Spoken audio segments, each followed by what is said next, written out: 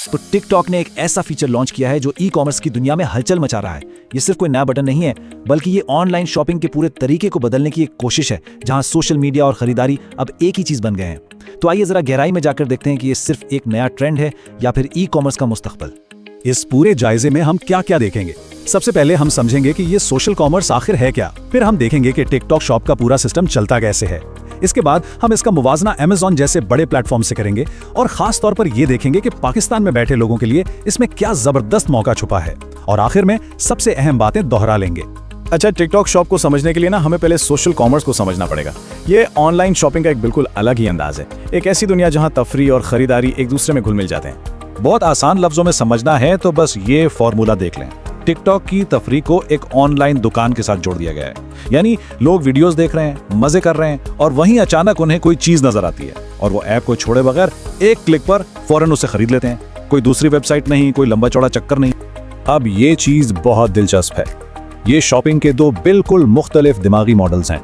देखें, Amazon पर हम एक मकसद से जाते हैं, हमें कुछ चाहिए होता है, हम उसे सर्च करते हैं और खरीद लेते हैं। लेकिन टिकटॉक शॉप पर लोग तो सिर्फ टाइम पास करने और वीडियोस देखने आते हैं और इसी दौरान अचानक कोई चीज सामने आती है और वो बगैर सोचे समझे बस जज्बात में आकर उसे खरीद लेते हैं। इसी को इम्पल्स बाइंग कहते हैं।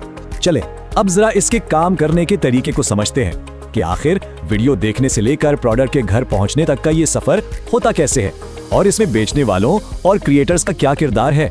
तो सवाल यह है कि आखिर ऐसी क्या खास बात है जो टिकटॉक शॉप पर खरीदारी के तजुर्बे को इतना अलग और इतना पावरफुल बना देती है।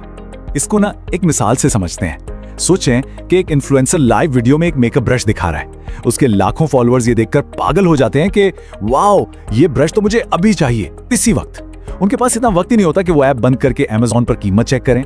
ये खालिस्तान एक जज्बाती फैसला होता है। तो इसकी कामयाबी का सबसे बड़ा राज ये है कि ये पूरा अमल नाकाबिले यकीन हद तक आसान है। खरीदार अपनी फीड में वीडियो देखता है, उसे कोई प्रोडक्ट पसंद आती है, वो एक क्लिक करता है और ऐप के अंदर ही पेमेंट कर देता है। बस इस आसान सफर की वजह से लोग फौरन खरीदारी कर लेते हैं क्योंकि बीच में कोई रुकावट ही नहीं है। और यहीं से एक जबरदस्त इकोसिस्टम बनता है। देखें, बेचने वाले अपनी चीजों पर कमीशन ऑफर करते हैं, क्रिएटर्स उन चीजों को अपनी वीडियोस में प्रमोट करके वो कमीशन कमाते हैं और टिकटॉक इस बात को यकीनी बनाता है कि हर सेल का हिसाब रहे और क्रिएटर को उसका पैसा मिले। इस तरह बेचने वालों को मुफ्त की मार्केटिंग मिल जाती है और क्रिएटर्स को पैसे, वो भी बगैर कोई सामान खरीदे या संभाले। अब जरा टिकटॉक शॉप का मुकाबला ई कॉमर्स के पुराने और बड़े खिलाड़ियों यानी Amazon और eBay से करके देखते हैं। इससे फर्क बिल्कुल साफ समझ आ जाएगा। ये टेबल सारा फर्क वाजे कर देता है। Amazon पर लोग खरीदने के इरादे से आते हैं, टिकटॉक पर तफरीह के लिए। टिकटॉक पर मुकाबला अभी बहुत कम है। मार्केटिंग वायरल वीडियो से होती है, महंगे इश्तिहारों से नहीं। और सबसे बड़ी बात, बेचने वालों के लिए फीस बहुत ही कम है। और ये चार्ट तो फीस के फर्क को बिल्कुल ही साफ दिखा रहा है। जहां Amazon औसतन 17% या उससे भी ज्यादा कमीशन काटता है, वहीं टिकटॉक शॉप पर यह सिर्फ 5% के आसपास है। ये बेचने वालों के मुनाफे में एक बहुत बड़ा फर्क है। लेकिन रुकिए, कहानी यहाँ खत्म नहीं होती। टिकटॉक मार्केट पर कब्जा करने के लिए एक इंतहाई खतरनाक हिकमत अमली इस्तेमाल कर रहा है। वो अपनी जेब से पैसा लगाकर खरीदार और बेचने वाले दोनों को फायदा पहुंचा रहा है। यानी ग्राहक को चीज सस्ती मिलती है, लेकिन बेचने वाले को उसकी कीमत से भी ज्यादा पैसे मिलते हैं। ये मिसाल देखें, सारा जादू समझ आ जाएगा। एक बेचने वाले ने 28 पाउंड की चीज बेची, टिकटॉक ने ग्राहक को डिस्काउंट दिया और उसने सिर्फ 22 पाउंड दिए। लेकिन बेचने वाले के अकाउंट में 36 पाउंड आए।